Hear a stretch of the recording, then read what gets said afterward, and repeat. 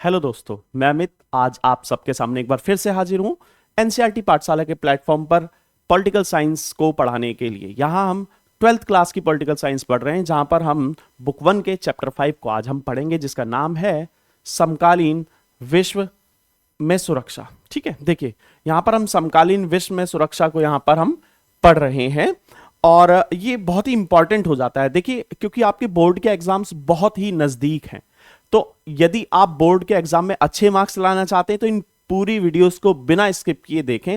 बहुत ही शॉर्ट में मैंने इस चैप्टर को यहां पर समझाया है। शॉर्ट का मतलब यह भी नहीं है कि बिल्कुल ही शॉर्ट कर दिया हो। ठीक है, शॉर्ट का मतलब यहां पर जो आपके बेसिक कॉन्सेप्ट्स हैं उनको पूरी तरह से क्लियर किया गया। तो आइए उनको जान लेते हैं। ठीक है, तो सबसे पहले हम बात करते हैं सुरक्षा की। अब भाई सुरक्षा क्या है? अब ये जो सुरक्षा है इसका जो मीनिंग है वो होता है क्या? खतरे से आजादी। भाई सुरक्षा को हम सामान्य रूप में पढ़ लेते हैं कि सुरक्षा क्या है? खतरे से आजादी सुरक्षा कहलाती है।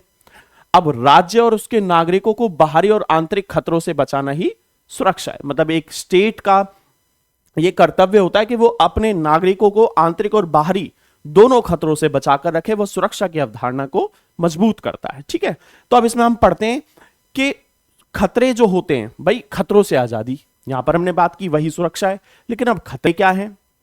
महत्वपूर्ण प्रश्न यहां पर बनता है। तो अब खतरे क्या हैं? मानव के अस्तित्व को और उसके जीवन को हमेशा खतरा बना रहता है। जब हम घर में रहते हैं तब भी खतरा मंडराने लगता है। तो इस पूरी लाइन को पहले एक्सप्लेन कर लेते हैं हम कि भाई खतरे की जब हम बात करते हैं तो यहां पर बोला मानव के अस्तित्व को हमेशा खतरा मंडराता रहता है। देखिए यहां पर हम छोटे से उदाहरण से समझते हैं कि जब हम बाहर निकलते हैं तो हम क्या देखते हैं कि कोई भी गाड़ी हमें टक्कर मार सकती है, तो हम एक्सीडेंट का शिकार हो सकते हैं। ठीक है, जब हम चल रहे हैं हो सकता है हमारा पैर कहीं टकरा जाए, हो सकता है हम कहीं गिर जाएं, हो सकता है कोई और घटना हो जाए, हो सकता है हमें चलते हुए कोई कुत्ता आकर काट ले, तो ये भी तो एक खतरा ही है। तो मानव के अस्तित्व पर हमेशा खतरा मंडराता रहता है। अब बात आती है कि जब हम घर पर रहते हैं तब भी हम असुरक्षित हो सकते हैं। ठीक है भाई, ऐसा नहीं कि बाहर निकलने पर ही हमें खतरा हो रहा, अगर हम घर पे रहें तो क्या हम सुरक्षित हैं? तो इसका उत्तर होगा नहीं। अब वो जान लेते हैं कैसे। कि भाई देखिए, यदि हम घर में और हो सकता है भूकंप आ जाए, और भूकंप आने की स्थिति में क्या हो सकता है? हो सकता है मकान गिर जाए, ठीक है, या कोई और स्थिति जैसे हम कोई इलेक्ट्रिक गैजेट से हमें करंट लग सकता है, या और कोई जो स्थिति बन सकती है, हो सकता है कोई और घटना हो जाए घर में। तो इस प्रकार से जो घर में भी जो खतरे ही बने रहते हैं। तो इसका ये कतई मतलब नहीं है कि यदि हम बाहर रहें तब हम असुरक्षित हैं। नहीं, घर में रहकर भी हम असुरक्षित महसूस जो कर सकते हैं। ठीक है, या हम असुरक्षित रह सकते हैं। ठीक है, तो अब ये तो बात आ गई भाई असुरक्षित रहना, खतरे की बात आ गई। लेकिन क्या हर खतरे को हम खतरा मानेंगे? नहीं। ठीक है, तो यहां पर लिखा है हम हर खतरे को खतरा नहीं मानेंगे। तो अब प्रश्न ये बनता है खतरा किसे मानेंगे? भाई हर प्रश्न का उत्तर जानने के बाद एक प्रश्न और निकल कर आता है। वो प्रश्न है क्या? वो प्रश्न है कि अब हम खतरा किसे मानेंगे? भाई आपने ये तो कह दिया कि भाई ये खतरा होगा, ये भी खतरा होगा, ये भी खतरा होगा, परंतु हम सबको खतरा नहीं मानेंगे। तो किसको खतरा मानेंगे? हम खतरा मानेंगे उन्हें जिससे मानव जीवन के केंद्रीय मूल्य को खतरा होता हो। ठीक है, तो खतरा किसे माना जाएगा? हम उस खतरे को सुरक्षा के लिए खतरा मानेंगे जिससे मानव के केंद्रीय मूल्य को खतरा होता हो। अब फिर एक प्रश्न निकल कर आ गया, भाई अब केंद्रीय मूल्य क्या है?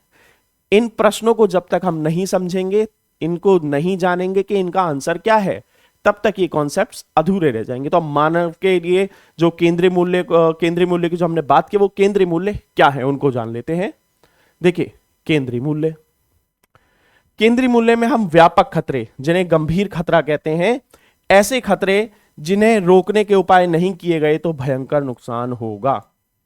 देखिए भाई, अब यहां पर बात की गई कि केंद्रीय मूल्य क्या होंगे? केंद्रीय मूल्य वो होंगे जहां पर हमें खतरा है, हमारे केंद्रीय मूल्य को खतरा है, उन खतरों के बारे में हम यहां पर बात करते हैं। अब जैसे हम पर कोई आतंकवादी हमला, किसी दूसरे राष्ट्र से हमला, ठीक है, तो इन सब से सुरक्षा करना बहुत आवश्यक है। अब इस डर से कि आपको राह चलते एक्सीडेंट हो सकता है, कुत्ता काट सकता है, तो आपको सड़क पर चलने से तो मना नहीं किया जा सकता। ठीक है, लेकिन यदि कोई दूसरे राष्ट्र से हमें हमले का खतरा है, किसी दूसरे पक्ष से हमें हमले का खतरा है, तो वहां पर हमें खतरे से बचाया जा सकता है और वहां पर जो राज्य की नैतिक जो जिम्मेदारी हो जाती है कि हमें उस खतरे से बचाया जाए। तो केंद्रीय मूल्य मैंने आपको अच्छे से बताया, वे खतरे जिन्हें बचाने के उपाय नहीं किए गए तो हमें गंभीर खतरा या नुकसान हो सकता है। वे खतरे जो केंद्रीय मूल्य को नुकसान पहुंचाते हैं वही एक्चुअल में खतरे माने जाएंगे। आगे बढ़ते हैं हम। देखिए, सुरक्षा के बारे में हम बात कर लेते हैं। अब सुरक्षा की जो धारणाएं हैं, सुरक्षा की धारणाएं दो प्रकार से देख लेते हैं हम। एक तो सबसे पहले पारंपरिक सुरक्षा और दूसरी है अपारंपरिक सुरक्षा। ठीक है, तो सुरक्षा के दो पहलू, सुरक्षा को हम पीछे पढ़ चुके हैं, सुरक्षा क्या है। अब इसके जो दो पहलू हैं वो हैं क्या, पारंपरिक धारणा और दूसरी है अपारंपरिक धारणा। ठीक है, ये दो धारणाएं। अब इन दोनों में सबसे पहले हम किसको पढ़ेंगे, पारंपरिक धारणा को। देखिए, अपारंपरिक धारणा को भी हम पढ़ेंगे। ठीक है, इसके लिए हम इस वीडियो का सेकंड पार्ट लाएंगे और इन दो पार्ट्स में हम चैप्टर को खत्म करेंगे, कंप्लीट करेंगे। ठीक है, तो चैप्टर को हम पहले फर्स्ट पार्ट में पारंपरिक धारणा को पढ़ लेते हैं। वो पारंपरिक धारणा क्या है।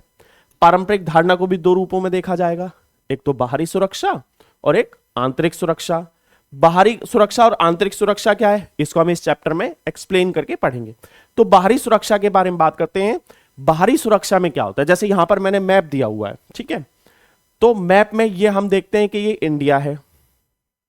ठीक है, ये इंडिया है और इंडिया को जो खतरा हो सकता है, बाहरी सुरक्षा की बात करें, खतरा किससे हो सकता है, चीन से हो सकता है, पाकिस्तान से हो सकता है, बांग्लादेश से हो सकता है, श्रीलंका से हो सकता है, भूटान से भी हो सकता है।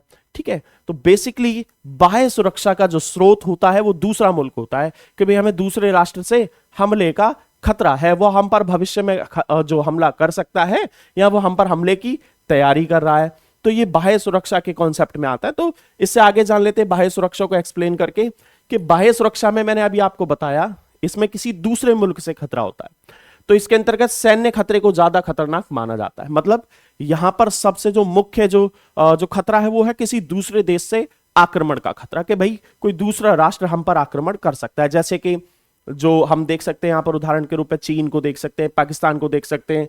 हाल ही में हम देख रहे हैं कि वर्ल्ड में ऐसे सिनेरियोज बन रहे हैं कि एक मुल्क दूसरे मुल्क पर हमला करने को बिल्कुल तैयार बैठा है। तो वो कैसी सुरक्षा है, जो कैसे खतरे हो सकते हैं, बाह्य सुरक्षा का खतरा है कि भाई किसी दूसरे राष्ट्र पर हमले का खतरा है उन पर। ठीक है, तो आप देख लेते हैं इसमें खतरे का स्रोत कोई दूसरा जो मुल्क होता है या दूसरा देश होता है।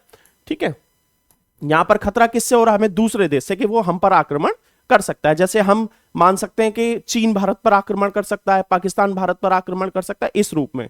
ठीक है, हालांकि कोई तुलना नहीं है कि पाकिस्तान पर हम पर आक्रमण करेगा, कभी नहीं जीत सकता। ठीक है, इसको देख लेते हैं। सैन्य हमले में सिर्फ सैनिकों को नहीं मारा जाता। अब ध्यान दीजिए कि यदि युद्ध की स्थिति बन गई, युद्ध हो गया, तो अब क्या होगा, जब लड़ाई तो सेना कर रही है, युद्ध सेना कर रही है, परंतु क्या उसमें सैनिक ही मारे जाते हैं, नहीं, उसमें आम नागरिक भी मारे जाते हैं। तो कहीं ना कहीं ये राष्ट्र का नुकसान होता है, इसमें आम नागरिक भी मारे जाते हैं यदि किसी दूसरे राष्ट्र से हम पर जो हमला होता है या युद्ध होता है किसी दूसरे राष्ट्र पर। ठीक है, अब देखिए, सैन्य हमले में किसी देश पर हमला करके वहां की सरकार का हौसला तोड़ा जाता है। जाहिर सी बात है, जब युद्ध जैसी स्थिति होती है तो उसमें सरकार को सबसे पहले पस्त किया जाता है, ध्वस्त किया जाता है, बर्खास्त करने का प्रयास किया जाता है। और ज्यादातर आप देखते हैं जब किसी भी मुल्क पे हमला किया जाता है तो सबसे पहले उस सरकार को बदलने का ही प्रयास किया जाता है। जैसा कि अभी हाल ही में हमने देखा है वेनेजुएला में। ठीक है, अमेरिका ने उस पर हमला किया और वहां की सरकार ही बदल दी, तख्ता पलट हो गया एक प्रकार से। ठीक है, तो इस प्रकार की जो घटनाएं हमें देखने को मिलती रहती हैं अक्सर वर्ल्ड में। ठीक है, अब यहां पर बाहरी सुरक्षा में हमें खतरा पड़ोसी मुल्क से हो सकता है। जैसा कि मैंने आपको बताया, सबसे पहले खतरा हमें किससे हो सकता है, अपने पड़ोसी मुल्क से। जैसे हम चीन को एक खतरे के रूप में देख सकते हैं कि वो भविष्य में हम पर हमला कर सकता है या आक्रमणकारी हो सकता है। ठीक है, अभी इसको हम आगे और पढ़ते हैं।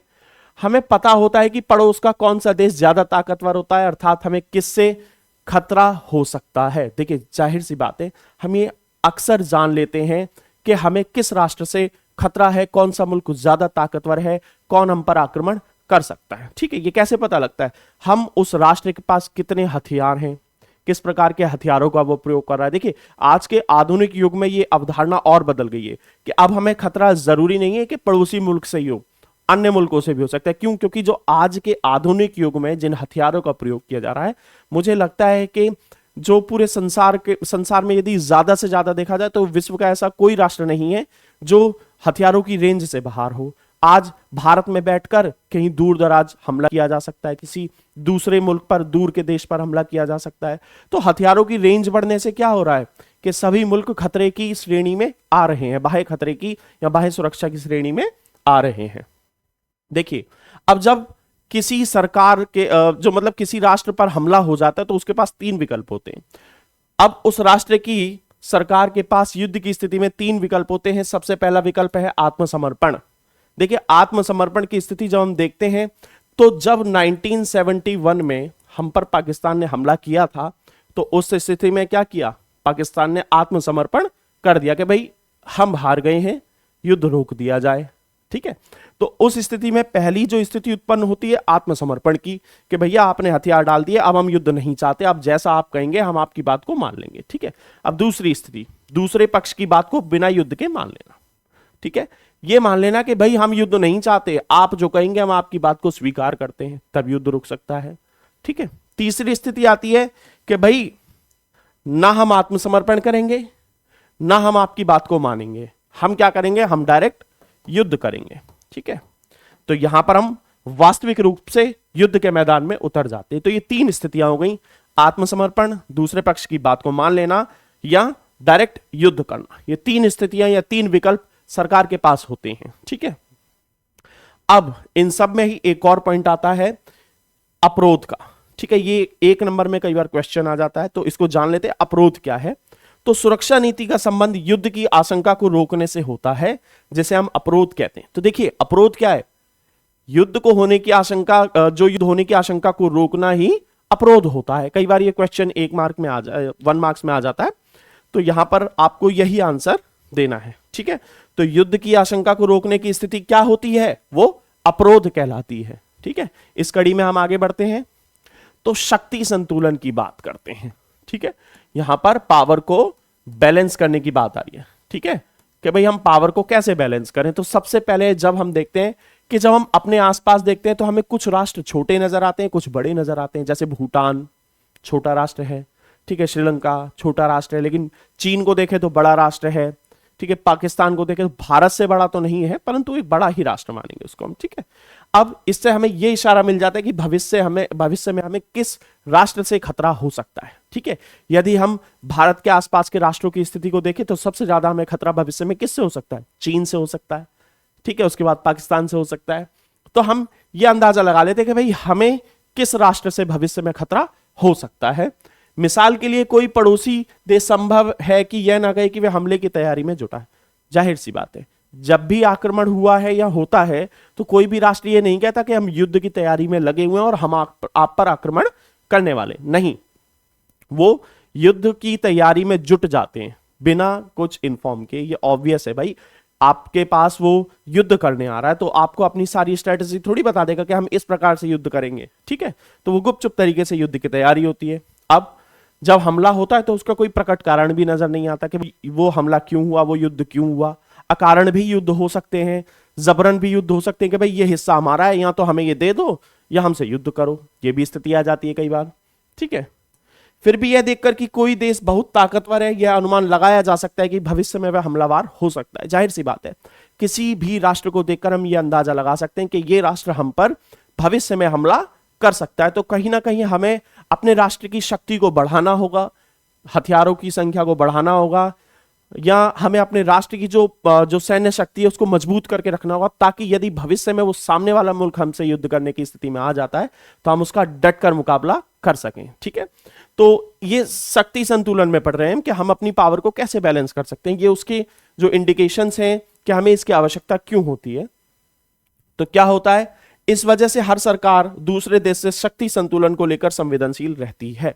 देखा होगा कोई भी सरकार या कोई भी राष्ट्र अपने यहां पर हथियारों पर इतना क्यों खर्च करता है, वो इसलिए खर्च करता है ताकि सामने वाले मुल्क के साथ हम शक्ति संतुलन कर सके, शक्ति संतुलन बैठा सके। यदि ऐसा नहीं किया गया तो सामने वाला मुल्क हम पर आक्रमणकारी होगा तो हम कैसे लड़ेंगे। ठीक है, हथियारों का होना उसके लिए बहुत महत्वपूर्ण हो जाता है। तो क्या होता है, कोई भी राष्ट्र अपने राष्ट्र की शक्ति संतुलन को लेकर बहुत ही संवेदनशील रहता है, बहुत ही चिंतित रहता है। ठीक है, तो कोई सरकार दूसरे देश से शक्ति संतुलन का पलड़ा अपने पक्ष में बैठाने के लिए जी तोड़ कोशिश करती है। हर राष्ट्र यह प्रयास करता है कि शक्ति संतुलन हमारे पक्ष में बना रहे। यदि ऐसा नहीं हुआ तो कोई भी मुल्क हम पर आक्रमण कर सकता है। तो ऐसा प्रयास कोई भी राष्ट्र की सरकार जो करती है कि भाई शक्ति संतुलन जो है हमारे पक्ष में बना रहा है, ताकि कोई अन्य राष्ट्र हम पर जो आक्रमणकारी ना हो। ठीक है, इसमें हम आगे बढ़ते हैं।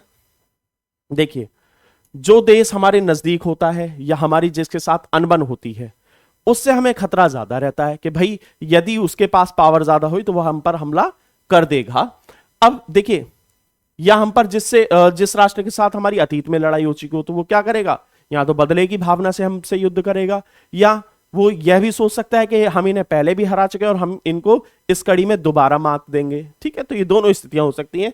तो जिनसे हमारी अनबन हो या अतीत में हमारी लड़ाई हो चुकी हो, तो उनके साथ हम शक्ति संतुलन बिठाने का बहुत प्रयास करते हैं।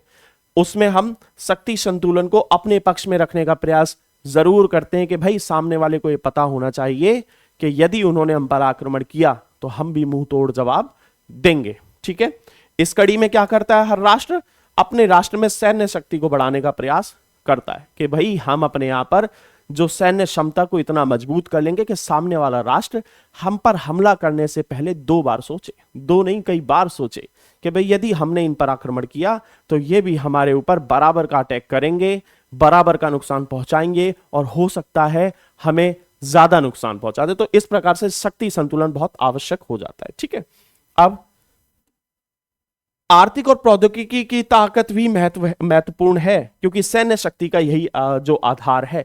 जैसा कि मैंने आपको अभी कई बार बताया कि भाई आज के समय में जो आधुनिक जो दौर चल रहा है, ठीक है, मॉडर्न जो युग चल रहा है, जिसमें हम देखते हैं हथियार भी बहुत ही आधुनिक हो गए हैं। ठीक है, उनकी रेंज बढ़ जाती है, वो अपने टारगेट को चूज कर लेते हैं कि भाई हमें यहीं पर हमला करना है। तो कहीं ना कहीं आज के समय पे जो विश्व में जो आर्थिक शक्ति भी महत्वपूर्ण हो रही है, उसके अलावा जो तकनीकी कारणों से भी एक राष्ट्र महत्वपूर्ण हो जाता है, तो तकनीक और आर्थिक प्रभाव भी उस राष्ट्र को प्रभावित अब करते हैं। ठीक है, सैन्य शक्ति के साथ। इससे आगे जब हम बढ़ते हैं तो भाई ये तो हमने समझ लिया कि बाहरी जो खतरा है, बाहरी सुरक्षा क्या होती है। अब उसके उपाय क्या है, बाहरी सुरक्षा को हम कैसे जो मजबूत कर सकते हैं। सबसे पहला, सैन्य शक्ति को मजबूत करके भाई हम अपनी जो मिलिट्री पावर को बढ़ाकर ऐसा कर सकते हैं, हथियारों की संख्या को बढ़ाकर ऐसा कर सकते हैं। युद्ध के लिए तैयारी रखना, हमेशा हमें और हर स्थिति में तैयार रहना चाहिए कि यदि युद्ध होता है, यदि आक्रमण होता है तो हम इस प्रकार से तैयार रहें कि हम उसका मुंहतोड़ जवाब दे सके, युद्ध के मैदान में तुरंत उतर सके। ठीक है, ऐसी तैयारी रखना।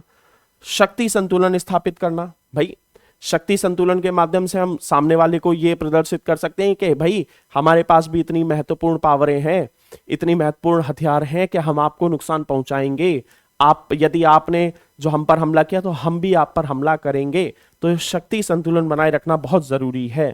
उसके अलावा गठबंधन की नीति अपनाना, भाई गठबंधन की नीति को अपनाने का सीधा सीधा सा मतलब है अन्य राष्ट्रों के साथ मिलकर गठबंधन कर लेने के। भाई यदि आप में से किसी पर हमला करता है तो हम आपका साथ देंगे, कोई यदि अन्य मुल्क हमला करता है इस गठबंधन के किसी भी राष्ट्र पर, यदि हम पर करता है तो आप हमारा साथ दीजिए। जैसा कि हम नाटो के बारे में पढ़ सकते हैं। ठीक है, अब आप कहेंगे भाई ये नाटो क्या है, तो नाटो को जानना है तो जो इसी में हमने चैप्टर 1 की वीडियोस को अपलोड किया है। चैप्टर 1 की वीडियो जब आप देखेंगे तो आपको नाटो बहुत अच्छे से समझ में आ जाएगा कि नाटो क्या है। नाटो इसी प्रकार का एक गठबंधन है जिसमें जो किसी भी जो सदस्य राष्ट्र पर हमला होता है वो सभी मिलकर कार्यवाही करते हैं। तो इस चीज को जानिए और पूरी तरह से इसको समझने के लिए जो आप चैप्टर 1 की वीडियोस को जरूर देखिए। तो आइए इस कड़ी में आगे बढ़ते हैं। 4 पॉइंट्स मैंने आपको बताए, जो सैन्य शक्ति मजबूत करना, युद्ध के लिए तैयार रहना, शक्ति संतुलन स्थापित करना और गठबंधन बना लेना। ठीक है, ताकि गठबंधन से क्या होता है वो राष्ट्र एकजुट होकर कार्यवाही कर सकते हैं। आगे बढ़ते हैं हम। अब आती है बात आंतरिक सुरक्षा की। भाई बाह्य सुरक्षा तो हमने पढ़ लिया, अब आंतरिक सुरक्षा क्या होती है। आंतरिक सुरक्षा का सीधा सीधा सा मतलब है जब हमें खतरा देश की सीमा के बाहर से नहीं, देश की सीमा के अंदर से होता है।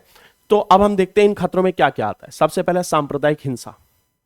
भाई सांप्रदायिक हिंसा के बारे में जब हम बात करेंगे तो यहां पर हम देखते हैं कि धार्मिक आधार पर जो जो उपद्रव होता है या किसी भी प्रकार से गृह युद्ध जैसी स्थिति उत्पन्न हो जाती है, तनाव उत्पन्न होता है, तो हमने देखा है कि जो एक स्थिति आई थी दिल्ली दंगे, और ऐसे हमने अनेकों दंगे देखे हैं जो हमें देखने को मिले हैं। दूसरा अलगाववाद। देखिए सांप्रदायिक हिंसा जो है इसका आधार होता है धर्म। इसका आधार क्या होता है? धर्म। धर्म के आधार पर ये दंगे या फिर जो तनाव उत्पन्न होता है। दूसरा है अलगाववाद। अलगाववाद की भी समस्या हमें यहां पर देखने को मिलती है, जो हमारे यहां पर भी, हमारे राष्ट्र में भी कुछ राज्यों में अलगाववाद के लिए आंदोलन चले हैं। अब वो राष्ट्र कौन से? जैसे कश्मीर में हुआ है, ठीक है, पंजाब में भी हुआ है अलगाववाद के लिए आंदोलन। तो जब राष्ट्र में ही, अलगाववाद का सीधा सीधा सा मतलब है राष्ट्र से अलग होने के लिए आंदोलन, ठीक है, अपने लिए एक अलग राष्ट्र या राज्य की मांग करना, वो अलगाववाद के लिए आंदोलन हो गया। और कई बार ये आंदोलन क्या हो जाते हैं? उग्र हो जाते हैं, ठीक है। जब उग्र हो जाते हैं तो देश की शांति एवं सुरक्षा के लिए खतरा बन जाते हैं, तो कहीं ना कहीं ये आंतरिक सुरक्षा का एक विषय बनकर उभर कर सामने आते हैं। फिर आता है नक्सलवाद। देखिए नक्सलवाद जैसे छत्तीसगढ़, झारखंड, बंगाल जैसे हिस्सों में हमें नक्सलवाद जैसी समस्या देखने को मिली। हालांकि आज के समय पे ये बहुत कम हो गई है, परंतु राष्ट्र ने जो जितना हमें बाह्य देशों से संघर्ष करना पड़ा है भाई, जो बॉर्डर्स पर संघर्ष करना पड़ा, उतना ही जो नक्सलवाद से भी हमें संघर्ष करना पड़ा है, ठीक है। उसके बाद आती है जातीय हिंसा। ये भी जातीय आधारित हिंसा है, ठीक है। अब यहां पर भी जातीय आधारित हिंसा, जैसे हमने श्रीलंका को पढ़ा था। अब भाई जातीय आधारित हिंसा क्या है? श्रीलंका वाला जो आप चैप्टर पढ़ेंगे तो उसमें आपको समझ में आ जाएगा जातीय हिंसा क्या है। चैप्टर जो आपको 3 पढ़ना होगा, 3 की जो वीडियोस देखनी होंगी, आपको अच्छे से समझ में आ जाएगा जातीय हिंसा क्या है। फिर आता है राजनीतिक अस्थिरता। राजनीतिक अस्थिरता में भी ऐसी स्थिति होती है, उदाहरण के लिए आप बांग्लादेश को देख सकते हैं। जब वहां पर राजनीतिक अस्थिरता आ जाती है तो देश में क्या होता है? शांति भंग हो जाती है। अभी बांग्लादेश में क्या हो रहा है? शांति भंग ही तो है, ठीक है। उसके अलावा आंतरिक सुरक्षा को हमने पढ़ा कि भाई आंतरिक सुरक्षा के क्या क्या रूप हो सकते हैं? सांप्रदायिक हिंसा, अलगाववाद, नक्सलवाद, जातीय संघर्ष, राजनीतिक अस्थिरता, और भी इसके कुछ रूप हो सकते हैं, ठीक है। तो अभी एग्जाम के एस्पेक्ट से देखें तो ये इतने पॉइंट्स काफी हैं, आप इनको पढ़ लेंगे तो आपको एग्जाम्स में पूरे मार्क्स मिलेंगे इनको लिखेंगे तो। अब आगे देखते हैं सुरक्षा के पारंपरिक तरीके। अब भाई किन तरीकों के माध्यम से हम जो अपने राष्ट्र की सुरक्षा कर सकते हैं, तो वो माध्यम यहां पर दिए हुए हैं, उनको पढ़ लेते हैं। सबसे पहले हिंसा का इस्तेमाल कम करना। हमें सबसे पहले हिंसा को कम करना होगा, कम, और हिंसा का इस्तेमाल कम करना। दूसरा, जो युद्ध हो रहा हो वो युद्ध कैसा हो? वो न्याय युद्ध हो, वो युद्ध बेकारण नहीं होना चाहिए, युद्ध उचित कारणों से हो या आत्मरक्षा के लिए हो। युद्ध का कारण जो होना चाहिए बहुत ही उचित होना चाहिए, या फिर जो हम युद्ध में यदि उतरते हो तो आत्मरक्षा के लिए, मतलब यदि किसी राष्ट्र ने आप पर हमला कर दिया है या आक्रमणकारी हो गया, तब आप आत्मरक्षा के लिए युद्ध की स्थिति में आए। दूसरा, दूसरों को जनसंहार से बचाने के लिए, ठीक है, चाहे वो दूसरे राष्ट्र के मुल्क, जो दूसरे राष्ट्र की जनता हो या हमारे राष्ट्र की, उन सभी को जनसंहार से बचाना, ठीक है, कम से कम नागरिकों को नुकसान पहुंचना। युद्ध साधनों का सीमित प्रयोग करना। ऐसा नहीं है कि युद्ध की स्थिति आई और हमने आधुनिक हथियार या जो खतरनाक हथियारों का उपयोग करना शुरू कर दिया। हमें यह देखना चाहिए कि युद्ध का स्तर क्या है, उस प्रकार से हम जो भीषणकारी युद्ध का, जो भीषणकारी हथियारों का जो उपयोग हम युद्ध में करें, ठीक है। दूसरा है युद्धरत सेना को संघर्ष विमुख शत्रु निहत्ते व्यक्ति, आत्मसमर्पण करने वाले शत्रु को नहीं मारा जाना चाहिए। देखिए यदि कोई सेना संघर्ष के विमुख है, संघर्ष नहीं चाहती है, तो हमें उस पर आक्रमण नहीं करना चाहिए। निहत्थे व्यक्ति पर आक्रमण नहीं करना है। यदि कोई जो सेना आत्मसमर्पण कर रही है, कोई राष्ट्र आत्मसमर्पण कर रहा है, तो उस पर हमें हमला नहीं करना चाहिए। तो इन स्थितियों में इन लोगों को मारना नहीं चाहिए, चाहे वह हमारे शत्रु ही क्यों ना सही, ठीक है। उसके अलावा सेना का उतना ही प्रयोग किया जाना चाहिए जितना आत्मरक्षा के लिए जरूरी है। देखिए यदि किसी राष्ट्र ने हम पर हमला किया और हमने आत्मरक्षा के लिए उन पर हमला कर दिया और उस हमले में वो ध्वस्त हो गए, पूरी तरह से हार गए, वो आत्मसमर्पण करने के लिए तैयार है, इसका ये कतई मतलब नहीं है कि हम फिर भी उन पर हमले जारी रखें, ठीक है। तो यही बात आती है कि जितना जरूरी हो उतना ही हमला करें, उससे अधिक नहीं। एक हद तक ही हिंसा की मदद लेनी चाहिए। यदि हिंसा के उपयोग के बिना शांति स्थापित हो सकती है तो हमें उससे ही युद्ध को टाल देना चाहिए, हिंसा को नहीं उपयोग करना चाहिए। बल प्रयोग तभी किया जाए जब बाकी तरीके असफल हो जाएं। कहते हैं ना, बातचीत के माध्यम से प्रयास कर लें, किसी की मध्यस्थता से प्रयास कर लें, यदि सभी कारण फेल हो जाएं तब युद्ध की स्थिति में आए, अदरवाइज नहीं। तो ये पारंपरिक तरीके थे जिनसे हम, ये सुरक्षा के पारंपरिक तरीके थे, ठीक है। अब आगे बात करते हैं निरशस्त्रीकरण, अस्त्र नियंत्रण तथा विश्वास की बहाली। ये और पॉइंट्स है जिनके माध्यम से हम युद्ध को रोक सकते हैं। तो निरशस्त्रीकरण की मांग कब होती है? निरशस्त्रीकरण की मांग होती है कि सभी राज्य चाहें उनका आकार, शक्ति तथा प्रभाव कुछ भी हो, कुछ विशेष किस्म के हथियारों के प्रयोग से खुद को अलग रखेंगे। मतलब निरशस्त्रीकरण की सीधी सीधी बात है कि भाई ये वह एस्पेक्ट है जिसमें हम हथियारों का उपयोग कम से कम करें, वह हथियारों की संख्या को भी कम करें। ठीक है, तो उसमें कुछ राष्ट्रों को जो खतरनाक हथियारों से अलग करने की बात की गई, जिसके लिए कुछ संधियां भी की गई हैं। ठीक है, जिसमें सबसे पहले 1972 की जैविक हथियार संधि, जिसे हम BWC बायोलॉजिकल वेपन्स कन्वेंशन कहते हैं। इस पर 155 राष्ट्रों ने 155 से अधिक राष्ट्रों ने हस्ताक्षर किए इस संधि पर। दूसरी संधि है 1992 की रासायनिक हथियार संधि, जिसे हम CWC कहते हैं, केमिकल वेपन्स कन्वेंशन, जिस पर 181 से अधिक राष्ट्रों ने जो हस्ताक्षर किए। निरशस्त्रीकरण के तरीके हैं या जिनके लिए जो अस्त्र नियंत्रण के लिए जो तरीके अपनाए गए, कुछ संधियां की गई, उन संधियों को यहां पर हम जाने ब्रीफली। ठीक है, परमाणु अप्रसार संधि, NPT जिसे हम कहते हैं, न्यूक्लियर नॉन प्रोलिफरेशन ट्रीटी, ये 1968 में की गई थी। उसके बाद आती है एंटी बैलिस्टिक मिसाइल संधि, ABM, एंटी बैलिस्टिक मिसाइल। ठीक है, ये 1972 में की गई थी। सामरिक अस्त्र नियंत्रण परिसीमन संधि, जिसे हम कहते हैं SALT II, जो 1972 में की गई थी, स्ट्रेटेजिक आर्म्स लिमिटेड टॉक्स। ठीक है, और इसी में सामरिक अस्त्र न्यूनीकरण संधि, स्ट्रेटेजिक आर्म्स रिडक्शन ट्रीटी, जिसे हम START कहते हैं शॉर्टली। ठीक है, अब ये जो संधियां हैं, इन सभी संधियों के माध्यम से किया गया हथियारों को बनाने और उन्हें रखने पर प्रतिबंध लगाए गए। भाई इन हथियारों का कोई उपयोग नहीं करेगा, ना ही इन्हें बनाएगा और ना ही इनका उपयोग करेगा। क्यों? क्योंकि ये मानव के अस्तित्व के लिए खतरा हो सकते हैं। इनके जो परिणाम होते हैं वो दूरगामी होते हैं। ठीक है, ये लंबे समय तक आपको नुकसान पहुंचाएंगे, इसलिए इन जो हथियारों का उपयोग व इनका उत्पादन, ये दोनों ही प्रतिबंधित किए गए हैं। ठीक है, आगे बढ़ते हैं हम। अब इन संधियों पर हस्ताक्षर करने वाले में सभी महाशक्तियां शामिल हैं।